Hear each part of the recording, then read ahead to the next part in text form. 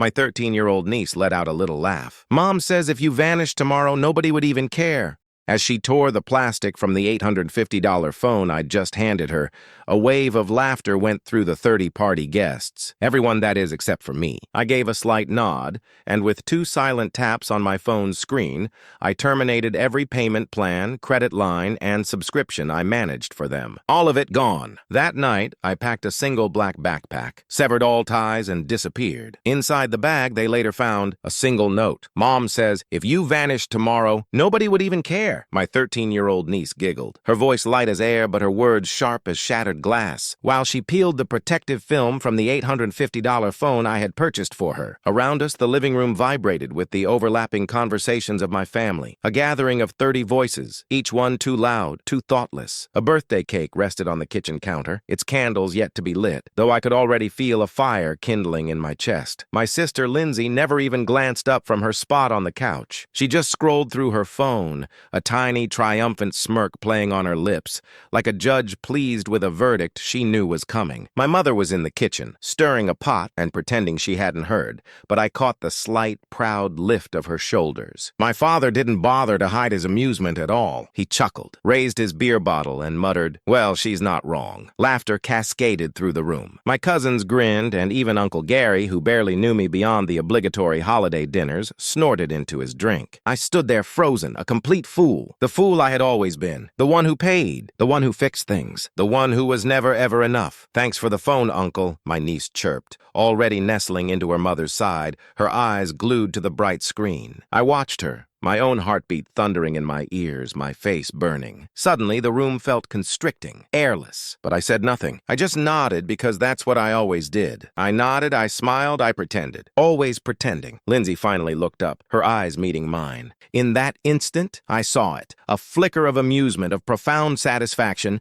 as if she had been waiting for this very moment, for me to stand there speechless and humiliated. "All right, everyone, time for cake." My mother's voice cut through the tension, bright and cheerful. It swept the moment away, but the bitter taste of it remained on my tongue. I drifted toward the kitchen, leaning against the counter as they swarmed the table. Candles were lit, wishes were made, and I just watched, my hands clenching into fists. My jaw was tight, and beneath the layers of hurt, something colder and harder began to take root. I felt the weight of my phone in my pocket. Just 2 taps. 2 quick, decisive taps, and every bill, every subscription, every credit card I had established for them, for Lindsay, for my mother, for my father, it all evaporated. My fingers moved with an instinctive certainty, a decision I didn't know I was making until it was finished. Gone. Just like that, the voices blurred into a distant hum. The room seemed to sway around me, a sea of familiar faces that suddenly felt utterly alien. They laughed, they cheered, they celebrated, and I wasn't there. Not really. I had been a ghost with a wallet, but not anymore. I slipped away without a word of farewell. No one noticed. Of course they didn't. My niece had been right about one thing that night. I didn't go home. I went to my apartment, threw a few essentials into a small travel bag, and then turned back. The black backpack was old, almost forgotten in the back of my closet. But tonight it had a new purpose. I filled it, not with my own belongings, not with anything they would anticipate. Then I returned to the house, still a chaotic noise box of celebration. No one saw me slip back in, walk down the hall, and leave the backpack at the foot of the stairs. And then I was gone, truly gone. By the time they realized it, I would be just a memory. But inside that backpack, I left a message. Let them find it. Let them try to comprehend. The quiet didn't last. I anticipated panic, rage, but what I got was an implosion. It began the next morning. I was woken by the sound of furious pounding on my apartment door. No calls, no polite raps, just fists hammering against the wood. "Open up! You think you can just do this?" My father's voice, loud and incensed. I remained silent, watching the door shudder on its hinges. "I know you're in there. You think you're so clever? You think you're better than us?" His voice fractured, not just with anger, but with something else. Fear. I stayed quiet. I was done playing their games. Eventually, the pounding stopped. I heard his heavy footsteps retreat, the muffled slam of his car door sealing his exit. But it wasn't over. Not by a long shot. 20 minutes later, my phone buzzed. A text from my mother. Just one sentence. "How could you do this to your own family?" I didn't respond. An hour later, Lindsay tried. This time, it was a call. I watched her name light up the screen and let it ring. Then another and another. 6 calls in a row. Finally, a message. You think you're so smart? You think we can't live without you? Fine. Let's see how long you last without a family. I read it and smiled. Was that meant to be a threat or a promise? The real storm hit that evening. I had just stepped out of the shower when I heard the distinct sound of a key turning in the lock. I froze. No one should have a key. No one except... The door flew open. My father stormed in, his face crimson, sweat beading on his forehead. My mother was right behind him, her eyes wide with panic. You think you can just lock me out? My father bellowed. Get out! I said, my voice calm but frigid. Get out! Look at what you've become. My mother's voice was a shrill, hysterical shriek. Abandoning your own family. You used me, I corrected, leaning against the kitchen counter, still toweling my hair. There's a difference. My father stepped closer, his fist clenched. You ungrateful little bastard! Try it! The words were out before I could think them. Calm, solid, a direct challenge. His hand trembled, but it remained at his side. We both knew the truth. He wasn't a fighter. Never had been. He was a bully who used shouting to mask his own terror. What did you do? My mother's voice broke. The cards don't work. Lindsay can't pay her bills. The mortgage. It's all gone. That's right. I nodded. Everything I paid for. Everything I managed. It's over. My father laughed, a bitter, empty sound. Oh, you think you're so powerful now? You think we need you? Seems to me you're the one who's needy, I shrugged. Since you broke into my apartment just to beg? Beg? He snarled. You think we're begging? You really think... Enough, I snapped, the words slicing through his tirade. Enough. I'm done. My mother stepped forward, her hands outstretched. Please, this is your family. We're all we have. All you have, I corrected. I'm done being your safety net, your bank account, your doormat. My father's face contorted. You little shit. I raised a single finger. Get out now! You can't do this, my mother whispered, tears welling in her eyes. This is cruel. So cruel, I laughed. Cruel is telling your son he's worthless while spending his money. Cruel is using me like a tool and laughing about it behind my back. My father stepped forward again, but I didn't flinch. This time he stopped, his shoulders slumping in defeat. You'll regret this, he muttered. You'll come crawling back. I won't, I said, my voice like forged steel. They left, slamming the door behind them, but as I listened to their footsteps fade down the hall, I knew this was far from over. The next day, they tried a different approach. Lindsay showed up at my office. I saw her through the glass walls, her face ashen, her eyes swollen from crying. My boss looked confused, then visibly uncomfortable as she began gesturing wildly in my direction. I remained at my desk. Sir, there's a woman here. She insists she's no one, I said, not even looking up, but she didn't leave. I watched her as she spoke to the receptionist, her voice rising, her hands trembling. Then security arrived, politely escorting her from the building. I knew she would be back. That night, there was another knock. This time, it was my landlord.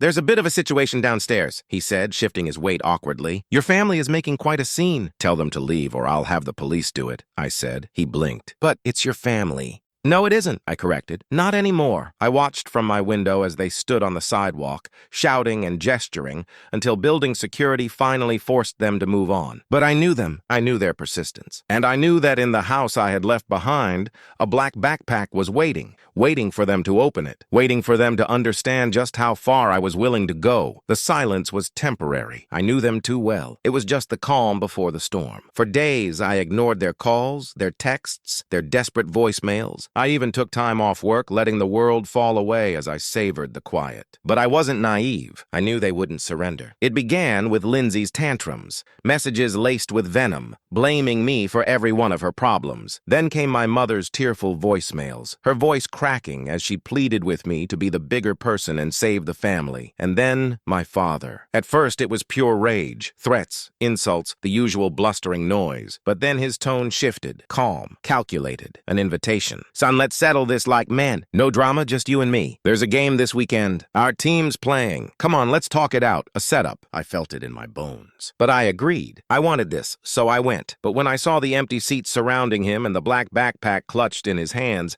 I knew my instincts were right. They didn't want peace. They wanted control. But I was no longer the same fool who had stood in that living room, nodding and smiling. Not anymore. The stadium roared like a living beast. Cheers, screams, the thundering of feet on metal bleachers. It was chaos. chaos, the perfect place for secrets to be drowned. My father was waiting in section 12, row F. The seats around him were conspicuously empty, despite the rest of the stadium being packed. He spotted me instantly, waving with one hand while gripping the black backpack with the other. My backpack. I walked down the steps, each stride measured and steady, my eyes locked on him. He looked thrilled, a twisted smile on his lips as if he believed he'd already won. "Surprised I called you?" he shouted over the din, patting the empty seat beside him. "Finally decided to talk like men, huh?" "Talk." I settled into the seat, my gaze fixed on the backpack in his lap. "Is that what this is?" "Oh, I think it's a bit more than that." He leaned in, his voice dropping to a conspiratorial whisper. "You thought you were so smart, didn't you? Running off, cutting us off, but you left a little present behind." His fingers drummed against the nylon fabric. "We found this, and guess what, genius? We know." "Know what?" I asked, keeping my voice as dispassionate as the cold wind sweeping across the field. "Your secrets. Your lies. You think you're so clean? That you're better than us?" His voice sharpened. "You've been hiding things. I should have known. All those times you acted like some kind of saint, some savior, I had to stop myself from laughing. Open it then. Let's see what you think you know." His eyes flashed with a mixture of fury and apprehension. "Don't play games with me. I don't have to open it. I already know you've been stealing from us, manipulating us, pretending to be the good son while hiding your little stash." "Stash." I leaned back, feeling the cold metal of the bleacher behind me. "The only stash in there is the truth." The crowd around us erupted as the home team scored. But in our small bubble of conflict, there was only silence, tension, and a trembling hand on the backpack. "You're bluffing," he muttered. "You're trying to make me doubt myself, but it's over. We're telling everyone what kind of person you are, how you abandoned your family. Go ahead." I gestured toward the field. "Tell them all. Tell them how I paid Lindsay's rent for 2 years. Tell them how I covered your debts when you gambled away half your pension. Tell them how I bought that phone for your precious granddaughter right before she told me I was invisible." His face darkened. "Shut up." "No, let's be clear, Dad. You've got a bag full of proof of everything I did for you and everything you took. And you still think you have leverage on me?" His hand tightened around the backpack, his knuckles turning white. "Don't you dare talk to me like that." "Like what?" I leaned forward, my voice still calm but my eyes burning. "Like the worthless piece of furniture you always treated me as? Like the walking wallet?" "Shut up," he shouted, standing up and drawing a few curious glances from the rows behind us. "Sit down." My voice was pure ice,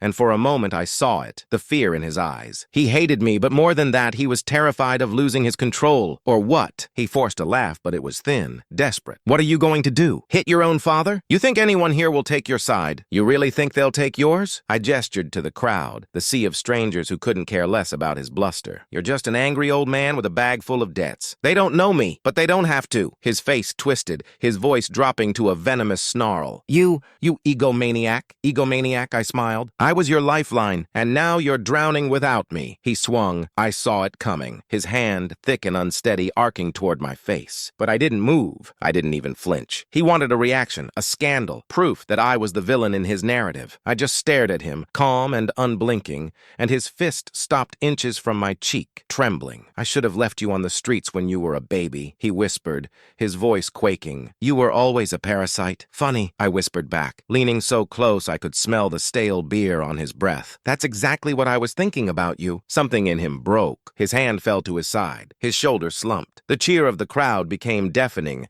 the perfect soundtrack for the collapse of whatever pride he had left. I reached out, grabbed the backpack, and yanked it from his grasp. He didn't even resist. "Do you want to know what's in here?" I asked, loud enough for the people nearby to hear. "Everything I did for you. Every receipt. Every single sacrifice." People were staring now, some whispering, some even aiming their phones our way. "You want the truth?" I unzipped the backpack and pulled out a thick stack of papers. "Here it is. Proof of how I carried you, how I paid your bills, how I saved your house from foreclosure. Twice." His face drained of all color. "And you want to talk about betrayal?" I stood holding the papers high. "You betrayed me the day you turned me into your personal ATM.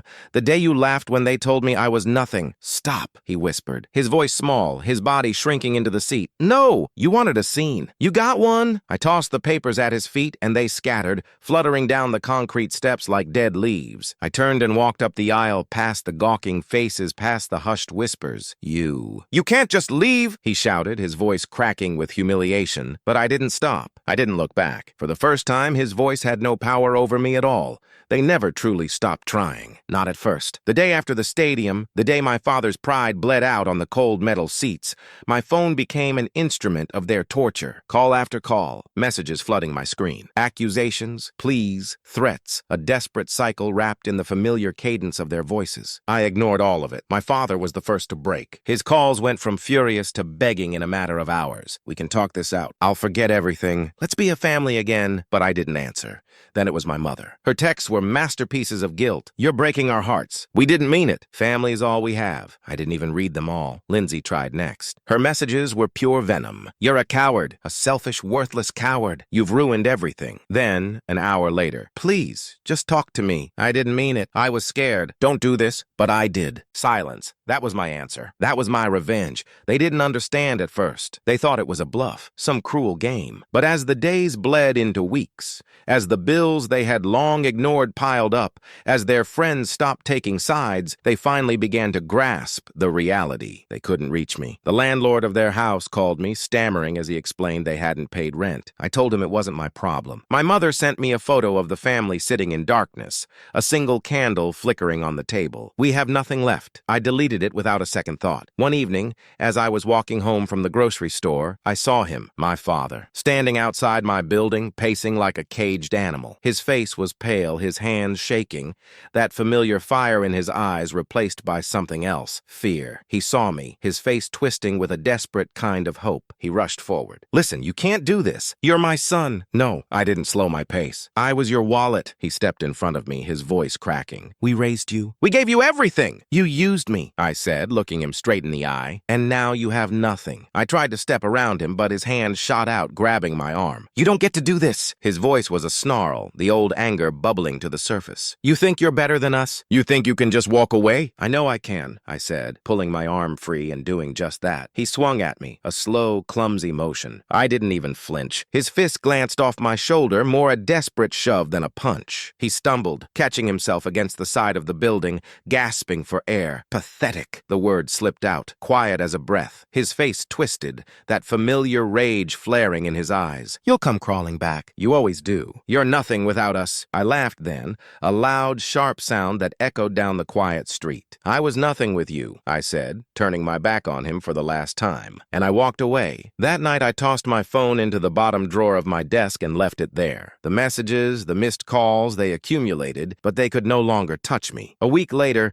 a letter arrived in the mail. Handwritten, the script shaky. It was from my mother. Please, it began. Your father is sick. Lindsay is losing her mind. We're falling apart. You're the only one who can fix this. Please come home. I crumpled it into a ball without reading the rest. They were falling apart. Good. Because for the first time in my life, I didn't move. I didn't change my number. I didn't hide. I stayed exactly where I was, but I had ceased to be a part of their world. And their world crumbled without me. Lindsay's friends stopped answering her calls. My mother's distant relatives, the ones who used to send polite Christmas cards, now ignored her. My father, after one too many outbursts at work, was fired, but I didn't care. I didn't watch their descent. I lived. I cooked for myself. I slept through the night. I went for long walks without the gnawing anxiety of an incoming message demanding my time, my money, my life. They were just voices now. Ghosts I had left behind in a house I had set ablaze, and I was finally free. Months passed, and silence became my companion. I woke when I wanted, ate meals without guilt. I spent weekends exploring the city I had once ignored, feeling a sense of liberation in every quiet moment. Sometimes I would catch myself tensing, expecting the familiar buzz of a desperate text, the suffocating guilt, the frantic voice demanding I fix their messes. But it never came. I had done the impossible. I had buried them, not in the ground, but in my past. One crisp autumn morning, I walked down Main Street, past the cafe where I had bought overpriced cakes for Lindsay's birthdays, the boutique where I had spent a fortune on gifts, the restaurant where I had always picked up the tab for family dinner. corners, where I had been so endlessly generous until I wasn't. Ghosts, just ghosts. On the corner, a street musician played a slow, mournful melody. His voice was rough, his fingers dancing over the strings. It was a voice that didn't strive for perfection, only for honesty. I stopped letting the music wash over me. It wasn't a song about love or heartbreak. It was a song about release. The world moved around me, busy and alive. I stood still, breathing it all in. When the song ended, I tossed a $20 bill into his open guitar case. The musician gave me a nod of thanks, and I smiled. Not because I had to, not because someone expected it, but because I wanted to. And that was the difference. I didn't need them. I never had. I walked on, each step lighter than the last, each breath easier than the one before. As the sun dipped below the rooftops, painting the sky in hues of amber and crimson, I felt it settle within me, a quiet, unshakable certainty. I was free.